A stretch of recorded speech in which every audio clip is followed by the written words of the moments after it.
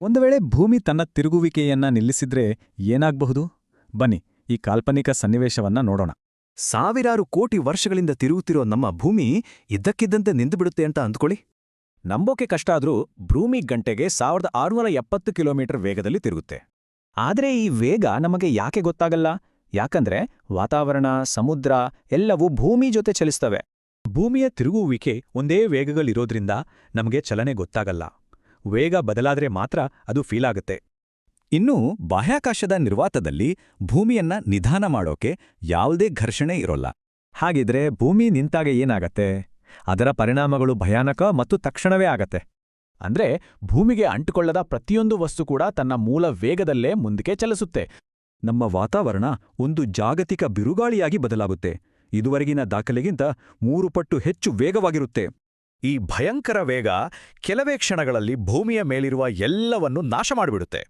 ಈ ವಿನಾಶದ ನಂತರ ಒಂದು ವೇಳೆ ಯಾರಾದರೂ ಬದುಕುಳಿದ್ರೆ ಅವರಿಗೆ ಈ ಹೊಸ ಜಗತ್ತು ಹೇಗಿರುತ್ತೆ? ಒಂದೇ ದಿನ ಅಂದ್ರೆ ಬರೋಬ್ಬರಿ 6 ತಿಂಗಳು, ಆಮೇಲೆ ಅಷ್ಟೇ ಉದ್ದದ ರಾತ್ರಿ. ಇದು ತಾಪಮಾನದಲ್ಲಿ ದೊಡ್ಡ ಬದಲಾವಣೆ ತರುತ್ತೆ.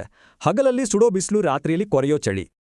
ಅಷ್ಟೇ ಅಲ್ಲ, ಭೂಮಿಯ ತಿರುಗುವಿಕೆ ನಮಗೆ ಒಂದು ರಕ್ಷಾ ಕವಚವನ್ನು ಕೊಡುತ್ತೆ. ಅದೇ ಭೂಕಾಂತೀಯ ಕ್ಷೇತ್ರ.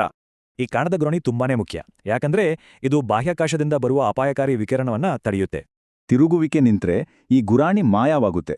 ಭೂಮಿಯು ಸೌರ ಮತ್ತು ಕಾಸ್ಮಿಕ್ ಕಿರಣಗಳಿಗೆ ನೇರವಾಗಿ ತೆರೆಕೊಳ್ಳುತ್ತೆ. ತಿರುಗುವಿಕೆ ನಿಂತಾಗ ಗ್ರಹದ ಆಕಾರದಲ್ಲೇ ಬದಲಾವಣೆಯಾಗುತ್ತೆ. ಇದು 4 ಹಂತಗಳಲ್ಲಿ ನಡೆಯುತ್ತೆ.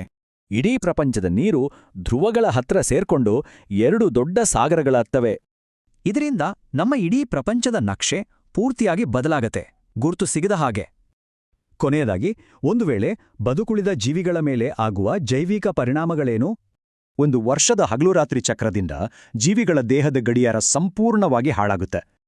ಹಾಗಿದ್ರೆ ದಿನದ ಈ ಲಯವೇ ಇಲ್ಲದ ಹೊಸ ಜಗತ್ತಿಗೆ ಜೀವಸಂಕುಲ ಹೊಂದಿಕೊಳ್ಳಕ್ಕೆ ಸಾಧ್ಯನಾ?